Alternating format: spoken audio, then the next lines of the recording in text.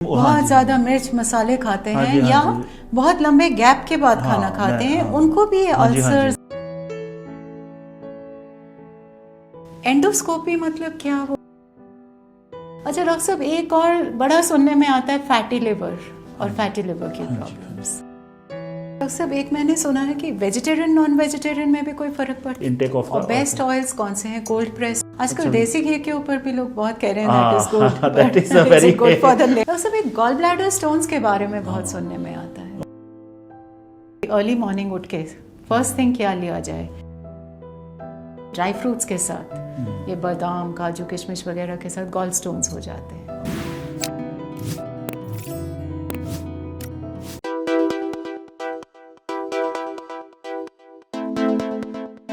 क्या आपको पता है कि अगर आप 10,000 स्टेप्स लें रोज के और अपना 10% वेट कम करते हैं तो आपको पेट के साथ या और भी ज़्यादा बड़ी लाइक लिवर पैनक्रियाज और एनी सच थिंग से जो भी बीमारियां हो रही हैं वो ठीक हो सकती हैं विदाउट मेडिसिन्स।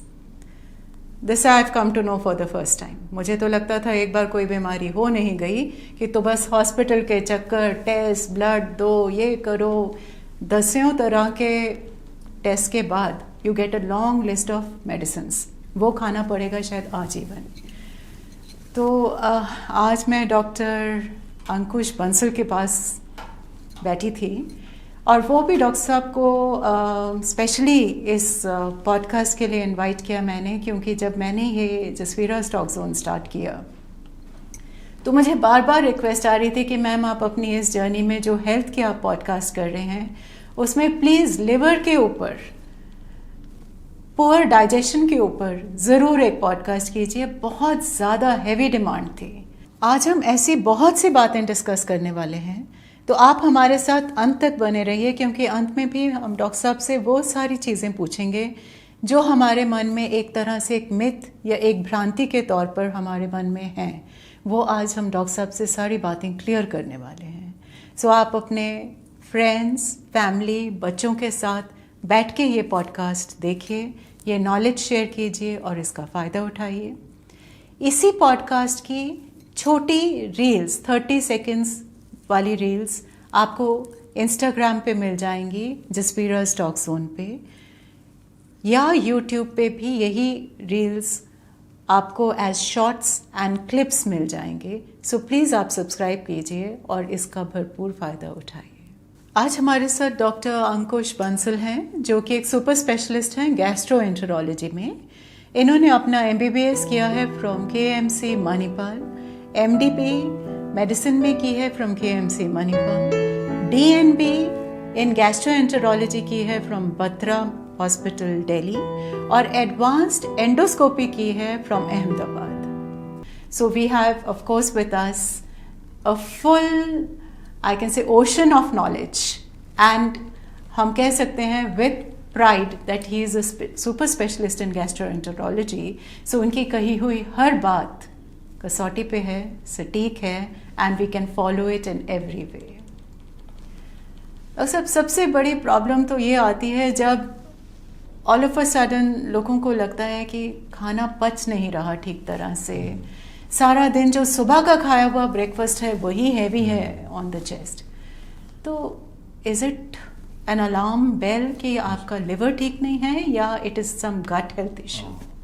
ये मैम जो आपने बहुत अच्छा सवाल पूछा कि जो खाना पच नहीं रहा है या खाना ऊपर ही रह रहा है या जो सुबह खाया है वो नहीं है, इसका मतलब बेसिकली हमारी पाचन शक्ति वो काम नहीं कर रही है। पाचन शक्ति बोलते हैं इंडाइजेशन। मतलब हमारे बॉडी में बहुत सारे ऑर्गन ऐसे हैं, एंजाइम्स ऐसे रिलीज होते हैं जिससे कि हम खाना पचाते हैं, और बहुत सारे ऑर्गन जैसे पेट, फूड पाइप, छोटी आंत, बड़ी आंत, लिवर, ये सारी चीज़ जितने भी ऑर्गन्स हैं ये हेल्प करते हैं खाना पचाने में। तो कहीं ना कहीं जब कहीं गड़बड़ है तो डेफिनेटली तभी खाना नहीं पचेगा। अब आते हैं कि बेसिकली आपने जो पूछा कि जो खाना पच नहीं रहा है, ये भारी पन रह रहा है, इसको हम अपनी मेडिकल लैंग्वेज में या उसमें बोलते हैं डिस्पेप्सिया। डिस्पेप्सिया का मतलब होता है कि आपको बार बार आपको लग रहा है कि आपका पेट फूल रहा है, जिसे हम ब्लोटिंग बोलते हैं, या खाना ऊपर रह रहा है आपके, या लग रहा है कि खाना नीचे नहीं गया, मेरे ऊपर ही अटका हुआ है और खाना पच नहीं रहा, और कई बार इसमें वेट लॉस भी होता है। तो ये सारी चीज़ों को हम जो कॉन्स्टलेशन बोलते हैं उसको एक डिस्पेप्सिया बोलते हैं। अब जो डिस्पेप्सिया है वो भी बहुत तरह का होता है। एक डिस्पेप्सिया होता है जो वो भी बहुत कॉमन है, हमने देखा गया, वो स्ट्रेस रिलेटेड है, जिसे हम कई बार फंक्शनल डिस्पेप्सिया भी बोलते हैं। उसके दो तरह का फंक्शनल डिस्पेप्सिया होता है। एक होता है कि कुछ भी हम खाते हैं तो पेट में दर्द रहता है, और दूसरा होता है कि हम कुछ भी खाते हैं तो पेट भारी भारी लगता है। तो ये दोनों जो चीज़ें हैं ये फंक्शनल डिस्पेप्सिया का पार्ट हैं। इसमें स्ट्रेस और एंग्जाइटी बहुत बड़ा रोल प्ले करती है। हमें किसी चीज़ का स्ट्रेस है, हमें लग रहा है कि हमारे ऊपर कोई बर्डन है या हम अच्छे से कुछ कर नहीं पा रहे, तो उसके कारण ये दोनों चीज़ें फंक्शनल डिस्पेप्सिया में तब्दील हो सकती हैं। अब जो दूसरा डिस्पेप्सिया है उसमें यह है कि हमें खाना खाने में दिक्कत, खाना हम खा रहे हैं बट पच नहीं पा रहा और हम सेटिस्फाइड नहीं है खाना खाने के बाद भी, या हमें लग रहा है कि हमारा बहुत भारीपन। उसका मतलब 3 या 4 कारण हो सकते हैं। जो प्रॉपर डिस्पेप्सिया से हम बोलेंगे उसके कारण ये हो सकते हैं, यहाँ तो हमारे पेट या फूड पाइप में छाले हैं, तो यहाँ तो छाले हैं और यहाँ तो छाले नहीं हैं। अगर तो छाले नहीं है वो ज़्यादा कॉमन है आजकल। जो छाले हैं वो कुछ एक बैक्टीरिया होते हैं हमारी गट में, जिसको हेलिकोबैक्टर पिलोरी बोलते हैं, उनके कारण भी वो छाले बन सकते हैं। तो बेसिकली जो सिम्टम्स अभी हम जो बात करेंगे, मैं आपको 4 या 5 और सिम्टम्स बताता हूँ जो बहुत कॉमन है हमारे। डॉक्टर साहब, ये छाले पड़ने का मैंने ये भी सुना है कि जो लोग बहुत स्पाइसी खाना खाते हैं, बहुत ज्यादा मिर्च मसाले खाते हैं, या बहुत लंबे गैप के बाद खाना खाते हैं, उनको भी अल्सर्स या छाले पड़ जाते हैं। तो जो देखो मैम, इसमें अब मैं आपको ये बताना चाहूँगा कि जैसे डिस्पेप्सिया का नाम हमने लिया है, जो इसमें है उसमें छाले पड़ रहे हैं। सबसे पहले हम बात करेंगे कि क्या क्या सिम्टम्स होते हैं। आप सभी ने फील किया होगा खाना ऊपर आना। अगर आपने खाना खाया है, आपको लग रहा है कि खाना छाती में रह गया है और वो ऊपर आ रहा है, या छाती में जलन हो रही है, या ऐसा लग रहा है कि पेट फूल गया। ये तीनों चारों सिम्टम्स समझाते हैं हमें कि हमें पेट की काफ़ी गंभीर समस्या है। वो छाले हो भी सकते हैं। वो छाले क्यों हैं? जैसे मैम ने कहा, वो या तो बहुत ज़्यादा स्पाइस ले रहे हैं, ऑयल ले रहे हैं, फ्राइड ले रहे हैं, आप खाना भी खा रहे हैं और साथ में स्नैक्स भी खा रहे हैं, तो इसका मतलब अपने पेट को भारी रख रहे हैं। आपका जो सपोज हम बहुत सारे अनाज, जैसे कार्बोहाइड्रेट में कहूँगा, रोटी खा रहे हैं ज़्यादा या चावल ज़्यादा खा रहे हैं, और उसके बाद ओवर ईट कर रहे हैं जो भी, और उसके बाद स्नैक्स भी खा रहे हैं, तो उससे ये होगा कि आपको पेट में भारीपन रहेगा। और उससे जितना आप स्पाइस भी खाएंगे, ज़्यादा से ज़्यादा खाएंगे और जितना स्पाइस खा रहे हैं, उससे पेट भारी हो जाएगा आपका और आपको ये सिम्टम्स आने शुरू हो जाएंगे। मतलब स्नैक्स और खाना इकट्ठा नहीं खाना चाहिए। इकट्ठा भी नहीं खाना चाहिए, और अगर आपने खाना एक मील पे हैवी कर लिया है तो स्नैक्स थोड़े लाइट रखें आप, ताकि आपका पेट थोड़ा एकदम से हैवी ना हो। कहीं ना कहीं ये हमारी रॉन्ग ईटिंग हैबिट्स के साथ भी जुड़ा हुआ है। एक्चुअली अभी इस पे मैं थोड़ा मैं बताता हूँ कि इस पे मैं ये चर्चा देना चाहूँगा कि एक तो जो आइडियल वे है कि हमें अपना डिनर ज़रूर अर्ली करना चाहिए, क्योंकि रात को मेटाबॉलिज्म थोड़ा स्लो होता है। अगर हम डिनर अर्ली करेंगे तो उससे ये होगा कि हमारा वेट कंट्रोल रहेगा। और डिनर टू स्लीप पैटर्न में मैं ये इंपॉर्टेंट बात बताना चाहूँगा कि कम से कम 2 घंटे का गैप होना चाहिए, और एकदम से खाना खाने के बाद लेटे मत, स्पेशली आफ्टर डिनर। तो ये थोड़े से चेंजेस हैं, और स्पाइस ऑयल फ्राइड ना लें तो अपने आप ही डिस्पेप्सिया या एसिडिटी के जो सिम्टम्स हैं वो कम हो जाएंगे।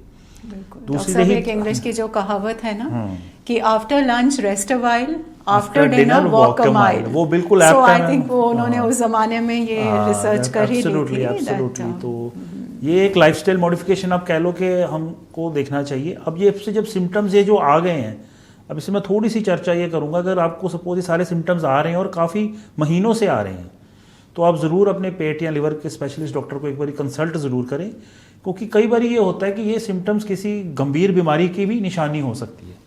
आपको ये देखना है कि कहीं आपका वजन तो नहीं कम हो रहा, भूख तो नहीं कम हो गई इसके साथ, क्योंकि कई बार देखा गया है कि ये जो डिस्पेप्सिया हम बोल रहे हैं कि एसिडिटी है, रिफ्लक्स है, कुछ मन नहीं कर रहा खाने का, भूख नहीं लग रही, तो कई बार हम देखते हैं कि कई बार हम पेट या लिवर के डॉक्टर्स के पास जाते हैं तो वहाँ वो एंडोस्कोपी करते हैं, तो कई बार कैंसर भी निकलता है पेट का। अगर ये प्रॉब्लम आपको बहुत ज़्यादा दिक्कत दे रही है तो ज़रूर एक बार अपने पेट या लिवर के स्पेशलिस्ट को आपको कंसल्ट करना चाहिए, वो आपको गाइड करेंगे आगे। मान लीजिए कि हर चीज़ को हम एसिडिटी समझ के ही नहीं इग्नोर करते रहें। हाँ बिल्कुल, क्योंकि आज खाना गलत हो सकता है, कल हो सकता है, बट रोज रोज तो नहीं ना हो सकता।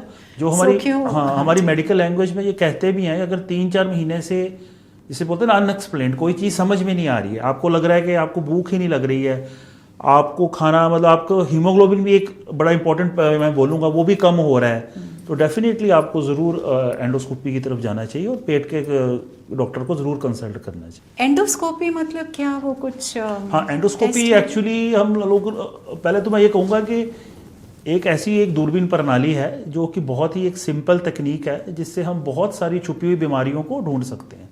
हमें एंडोस्कोपी से बिल्कुल भी घबराना नहीं चाहिए।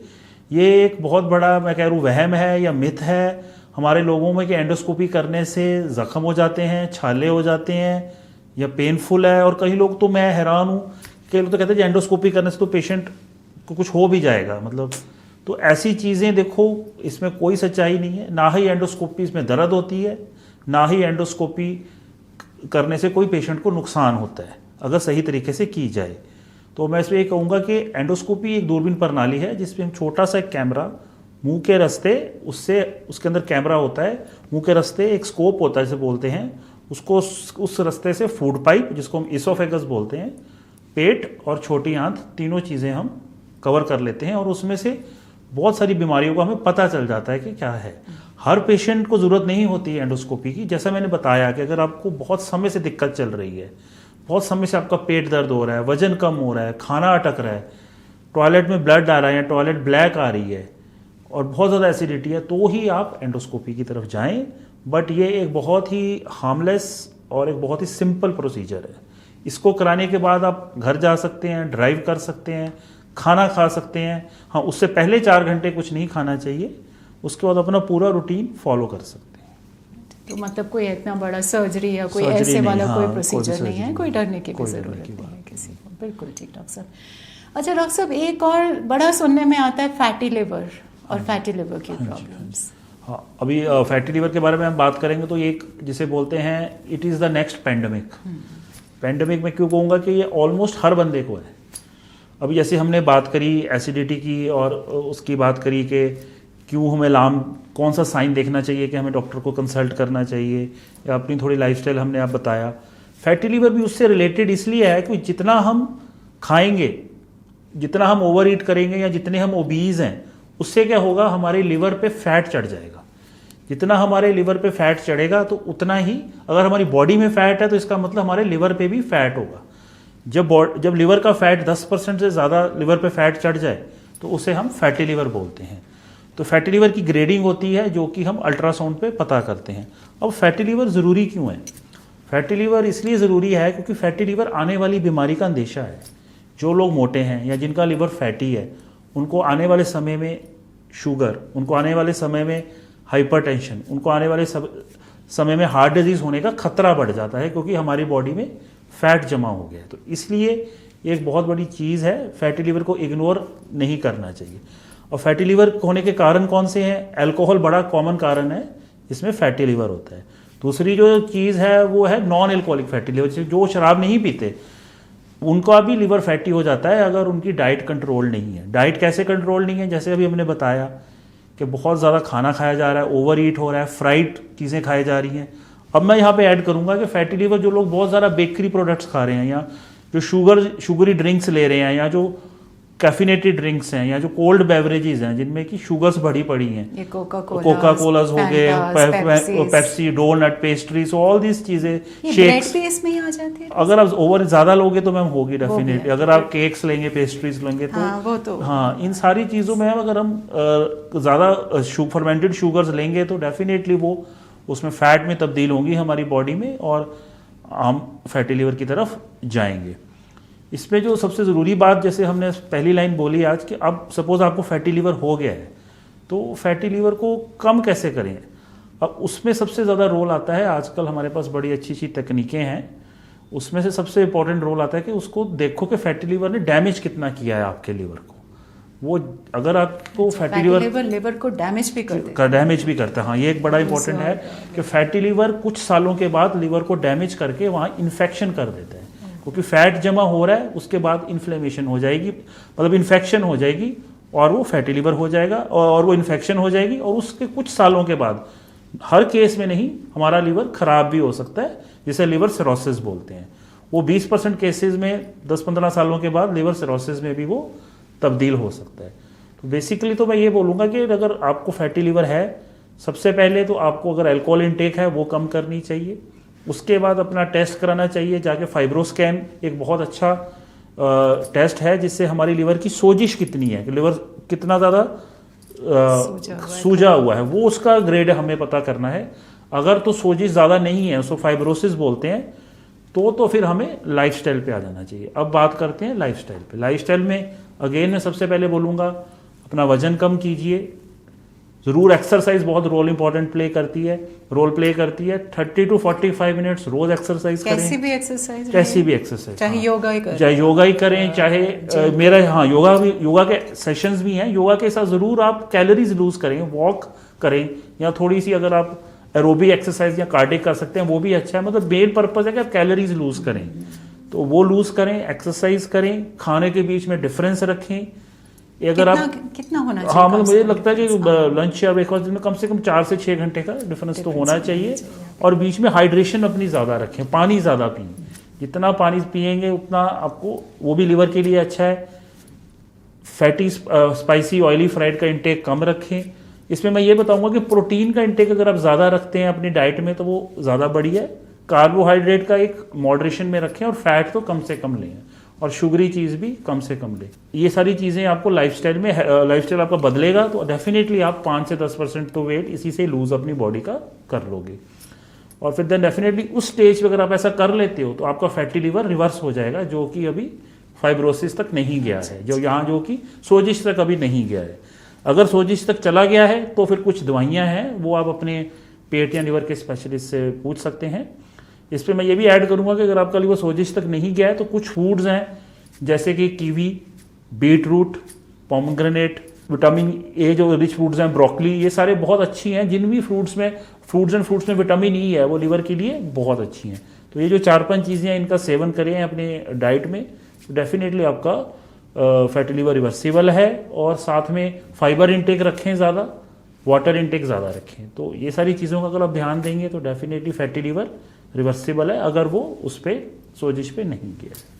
डॉक्टर साहब, एक मैंने सुना है कि वेजिटेरियन नॉन वेजिटेरियन में भी कोई फर्क पड़ता है? उसका वो भी एक मिथ है ma'am, it is also a myth. क्योंकि मैं तो बोला कि नॉन वेजिटेरियन में अगर आप प्रोटीन इंटेक आप अच्छा रख रहे हो, फैट का इंटेक कम रख रहे हो, तो उसके कारण फैटी लिवर तो कोई ऐसी स्टडी आई नहीं है जिसपे हम ये प्रूव कर पाए कि नॉन वेजिटेरियन या वेजिटेरियन से कोई हार्म है या कोई नुकसान। नुकसान ओवर ईटिंग से है, नुकसान ज्यादा ऑयल इंटेक से है, नुकसान ज्यादा हैवी इंटेक ऑफ। और बेस्ट ऑयल्स कौन से हैं? Cold pressed? हाँ, अच्छे रहते हैं। ऑलिव ऑयल आजकल बहुत अच्छा यूज हो रहा है, जो कि कार्डिक्स के पेशेंट्स के लिए भी अच्छा रिजल्ट्स दे रहे हैं, लिवर के लिए भी मैम। आजकल देसी घी के ऊपर भी लोग बहुत कह रहे हैं that is a very controversial. ऐसा कोई स्टडी नहीं है, बल्कि हम नहीं रिकमेंड करेंगे कि ठीक है आप अमाउंट में ले रहे हैं, small amount is fine once in a while, but routine में तो हम कोई भी रिकमेंड नहीं करते। नो कोई ऑथेंटिकेटेड स्टडीज इसके ऊपर नहीं जा सकता। बिल्कुल डॉक्टर साहब, एक गॉल ब्लैडर स्टोन्स के बारे में बहुत सुनने में आता है। गॉल ब्लैडर स्टोन्स भी बहुत कॉमन है मैम, उसका भी कुछ रीजंस हैं, वो भी हमारी लाइफस्टाइल से रिलेटेड है। अगर आप ओबीज हैं, आपको क्या कहते हैं, ज़्यादा ओबीज हैं, ज़्यादा कोलेस्ट्रॉल है आपकी बॉडी में, वो भी गॉल स्टोन्स मोस्टली कोलेस्ट्रॉल के होते हैं। तो अगर आपके ज़्यादा ओबीज हैं, ज़्यादा शुगरी इंटेक है, डायबिटीज़ है, आपके लेवल में आपके खाने के में तेल की मात्रा बहुत ज़्यादा है, तो डेफिनेटली आप इन 3-4 चीज़ों के कारण आपको गॉल स्टोन्स हो सकते हैं। तो हम आजकल तो यही कहते हैं कि अगर आपको गॉल स्टोन्स हैं तो उनको ज़रूर आप अपने सर्जन से या गैस्ट्रोएंटरोलॉजिस्ट से कंसल्ट करें। और उसको, मुझे तो लगता है कि हर गॉल स्टोन्स को अल्टीमेटली तो निकलवाना ही पड़ता है। यहाँ पे ये भी मैं बता दूं कि कोई भी दवाई गॉल स्टोन्स को डिसॉल्व नहीं कर पाएगी। तो ये एक मिथ है कि हम कुछ दवाइयाँ लें और गॉल स्टोन्स चले जाएंगे, तो ऐसा नहीं होना है। तो गॉल स्टोन्स का साइज़ जैसे कुछ समय तक आप उसको रख भी सकते हैं, वो भी एक कंट्रोवर्सी है कि कई लोग तो कहते हैं कि गॉल स्टोन्स डिटेक्ट हो तो साथ ही कर देना चाहिए। कुछ लोग कहते हैं कि अगर वेट करो, बट अल्टीमेटली तो गॉल स्टोन्स का रिजल्ट है कि हमें अपना गॉल ब्लैडर रिमूव कराना ही पड़ेगा। तो इट्स बेटर कि आप अपने माइंड में रखें। कई बार गॉल स्टोन्स एसिम्प्टोमेटिक होते हैं, काफ़ी बारी पता नहीं चलता कि सबको ही गॉल स्टोन्स होते हैं। तो ठीक है, जब आपको सिम्टम्स आना शुरू करें तब आप निकलवा सकते हैं, उससे पहले भी निकलवा सकते हैं, वो आपकी अपने ऊपर डिपेंड करता है। टोटली। हाँ जी। डॉक्टर साहब, कुछ ऐसी मिथ्स हैं जिसके बारे में मैं आपको पूछना चाहूँगी। सबसे पहली मिथ तो ये है, लोग कहते हैं आजकल बहुत ज़्यादा देखने में आ रहा है कि दूध नहीं पीना चाहिए। इफ़ यू टेक मिल्क तो उसे आप अपने बॉडी का कैल्शियम लूज करते हैं। Milk is very acidic, very difficult to digest. वो भी मैम एक बहुत बड़ा मिथ है, ऐसा कुछ नहीं है। मिल्क देखो चाइल्ड बच्चों को और जो ग्रोइंग किड्स हैं उनके लिए तो अच्छा है ही है। हमारे लिए भी इट्स नॉट कि जिनको हाँ एक बीमारी होती है लैक्टोज इंटॉलरेंस, उसमें तो मिल्क हम टॉलरेट ही नहीं कर पाएंगे, हम करेंगे तो हमें लूज मोशन या वॉमिटिंग लग जाएगी, वो अलग चीज़ है, उसमें तो हम मिल्क ले ही नहीं सकते। बाकी चीज़ों में मॉडरेट अमाउंट में मिल्क लेना कोई हार्मफुल नहीं है। हाँ ये ज़रूर है, अगर हम एसिडिटी के पॉइंट ऑफ व्यू से देखें, कई लोगों को हैबिट होती है रात को मिल्क लेने की और साथ ही लेट जाते हैं, तो वो ज़रूर मैं बोलूँगा कि अवॉइड करो। अगर आपको मिल्क लेना भी है तो preferably take in the morning और in the day time, night में कम रखो। और अगर ले भी रहे हो तो उसके बाद just don't lie down immediately, थोड़ा सैर करो, उसके बाद थोड़ा वॉक करो, उसके बाद आप अपना लो। बट मिल्क लेने में किसी भी एज ग्रुप में कोई ऐसा हार्ट को कोई मनाही नहीं है। अर्ली मॉर्निंग उठ के फर्स्ट थिंग क्या लिया जाए, बिकॉज जनरली बेड टी कहा जाता है। बेड टी वैसे तो मैम इसका कोई हार्म नहीं है, बट आइडली अगर हम देखें तो बहुत सारी थ्योरीज फ्लोट आउट कर रही हैं इसमें। तो कहते हैं एसिडिटी हो जाती है। हाँ एसिडिटी तो होगी अगर आपको, एक्चुअली एक्चुअली मैम आपके ऊपर डिपेंड करता है कि एसिडिटी आपको नॉर्मल आपका डाइजेशन सिस्टम है कैसा।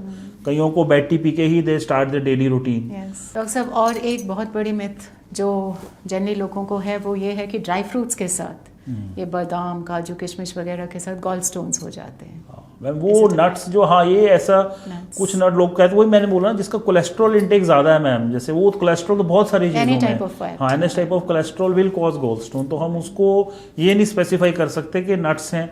इवन अगर आप बहुत ज्यादा हार्ड नट्स खा रहे हैं या वो सब खा रहे हैं तो उनमें कई बार कैल्शियम ऑक्सलेट वगैरह होता है, उसके कारण आपको किडनी में स्टोन हो सकते हैं। तो अगर आप बहुत ज्यादा जैसे कहते हैं ड्राई फ्रूट का इंटेक रख लिया आपने तो यू कैन प्रेसिपिटेट, वो भी आपकी टेंडेंसी पे डिपेंड करता है। तो कई बार हाँ ये कुछ स्टडीज हैं जिसमें कहा है कि over intelligence of nuts can lead to renal stones. And doctor साहब, व्हिच इज बेटर डिटॉक्स के लिए? पीपल से black coffee is very good for liver detox, तो फैक्ट है? Coffee is ma'am it's again about the quantity ma'am, like if you are having like बहुत ज़्यादा over कर रहे हो तो डिटॉक्स तो क्या ही होगा।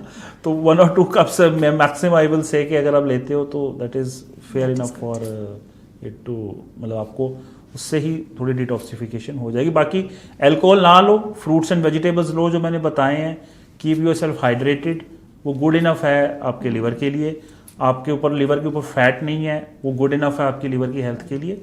बाकी this things are, green tea is good, green tea definitely antioxidant का रोल प्ले करेगी, तो and it is really very good. So doctor साहब, we really learned a lot from you today. आज हमको ऐसा लगा कि हमें बहुत सारी ऐसी बातों पे क्लैरिटी आ गई जिस पे काफ़ी देर तक क्लैरिटी नहीं थी और प्रॉब्लम्स थी। आप भी कुछ अपनी तरफ से बताना चाहेंगे हमारे ऑडियंस को? हाँ मैम, जो वही इस डिस्कशन का मैसेज तो मैं यही दूंगा टीनेजर्स के लिए, do control your weight.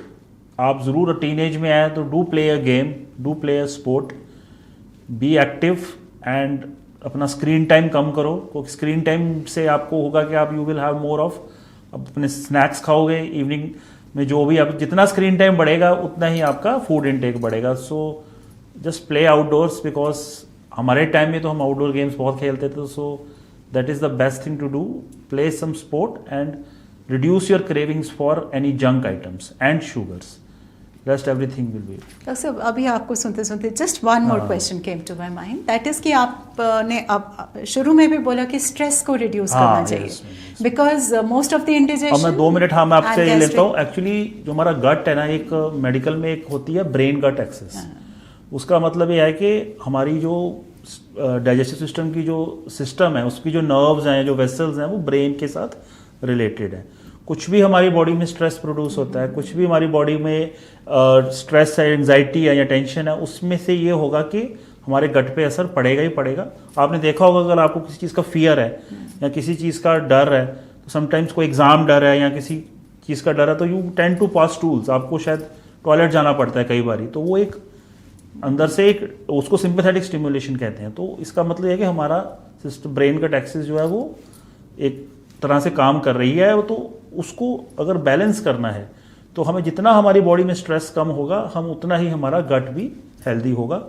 So try to reduce your stress levels and definitely your gut will be fine. And doctor साहब, ये excitement is also a kind of stress, जैसे बच्चे ये मैचेस देखते हैं, very high stress IPLs and soccers, definitely बच्चों में वही कह रहा हूं, going to so much of excitement. I also to screen time, that is also ma'am stress factor, kind of stress factor. वो एक पीयर प्रेशर भी है आजकल, आई थिंक। हां, तो वो अपने आप को अननेसेसरली किसी ऐसी चीज के लिए स्ट्रेस आउट नहीं करना चाहिए जिससे this is of not of worth. So just do your work, play some sport, don't be overweight. So that is what I will say to the basic mantra to having a good gut health and good. और gut health में मैं आपने बोला तो मैं एक जरूर चीज ऐड करूंगा. गट हेल्थ, हमारी बॉडी में बहुत सारे बैक्टीरिया हैं जो गट हेल्थ को अच्छा रखते हैं या उनको ठीक रखते हैं. तो जैसे मैंने मिल्क की बात की तो मैं कहूँगा कर्ड इज वेरी गुड. तो कर्ड अगर हमारा इंटेक, बिकॉज ये एक्ट्स एज अ प्रोबायोटिक. तो प्रोबायोटिक क्या होता है, कुछ अच्छे बैक्टीरिया जो कि हमारी इंटेस्टाइन में अच्छा काम कर रहे हैं और हमारी इम्यूनिटी स्ट्रांग रखते हैं. तो जो कर्ड है, ऐसे जो प्रोबायोटिक्स हैं, उनमें ये है कि हमारी गट की इम्यूनिटी अच्छी हो जाएगी. The good bacteria will be there in our body, और उससे हम कई जो इंटेस्टाइन की डिजीजेज हैं जैसे IBD हम बोलते हैं या IBS है, वो थोड़ा कंट्रोल में रहेंगी. दैट्स व्हाट आई विल से. सो विद दिस आज का हम अपना पॉडकास्ट यहीं पे स्टॉप करते हैं and I am looking forward to our next podcast with doctor साहब. सो जितने भी व्यूअर्स हैं, I am sure you have a lot of questions. कुछ ऐसी बातें होंगी जो हमने यहाँ पे मिस कर दी होंगी. I would definitely request you कि नीचे कमेंट्स में आप हमको with in the coming 2-3 days अपने क्वेश्चंस भेज दीजिए, बिकॉज नेक्स्ट वेडनेसडे तक एक पॉडकास्ट और आएगा डॉक्टर साहब के साथ where we can address these questions of yours. And doctor साहब के सारे फ़ोन नंबर्स आपके साथ शेयर हो जाएंगे. आप पर्सनली कोई डॉक्टर साहब को DM करके या पर्सनली कोई बात करना चाहते हैं तो कर सकते हैं. Should you want to meet doctor साहब, so then Dr. Saab will be available at, he's the head of the department of Joshi Hospital, Jalandhar. He's the head of the gastroenterology department there. और every Thursday ये Hoshiarpur modern hospital visit करते हैं as a visiting consultant for gastroenterology and endoscopy. तो आप कहीं पे भी इनको मिल सकते हैं, कहीं पे भी इनसे अपॉइंटमेंट लेके पर्सनली अपनी क्वेरीज एंड प्रॉब्लम्स का डिस्कशन कर सकते हैं.